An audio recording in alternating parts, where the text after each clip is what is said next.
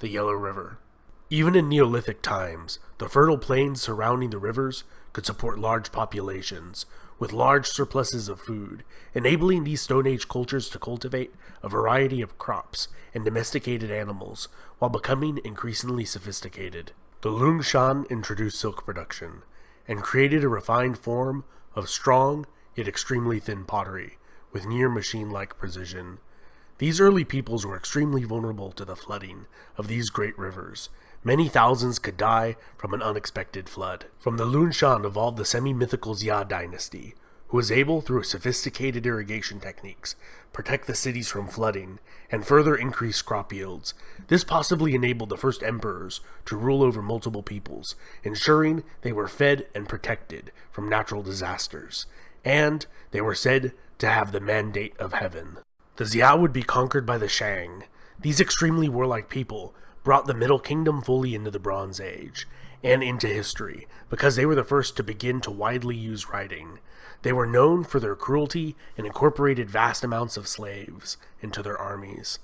They would be conquered by the Zhou Dynasty, whom were aided by many slaves defecting from the Shang to join their cause. The long-lived Zhou Dynasty saw the development of some fundamental institutions within society, chiefly the philosophies of Taoism that advocated humility and religious piety to live a harmonious and fulfilling life, and Confucianism that emphasized living a rational life to be most fulfilled. A complex feudalistic system. Also, over the centuries, these states developed independent cultures and identities, and the Zhou Empire devolved into nation-states, entangled in near-constant warfare with each other. Out of centuries of chaos, the state of Qin, under the emperor Qin Shi Huang, united all under heaven, and is considered the first leader of a unified China.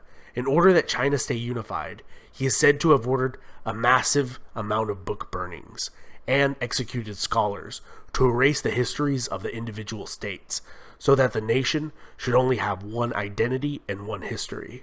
Qin Shi Huang ordered the construction of large portions of the Great Wall of China, built a massive canal connecting the north and south of the country, and built an impressive tomb, among many other projects during his reign. His dynasty would not last long, though. Following the death of Qin Shi Huang, the empire descended into revolt and chaos. The province of Han consolidated power and maintained the unified realm. The Han were contemporaries of the Roman Empire, and would export massive amounts of silk over what would become known as the Silk Road. Because this was so profitable, they expanded the empire westwards to control the vital trade route. This is considered China's first golden age, and this period saw many famous generals and scientific advancement.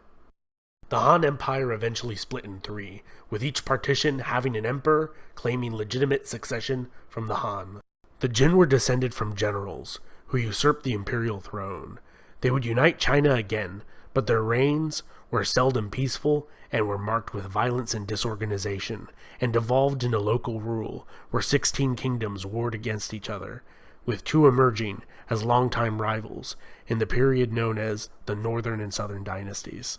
This period is often considered a dark age, and was dominated by warlords who raided the land and by barbarian incursions. The Sui Dynasty was a short-lived imperial dynasty in China, of pivotal significance.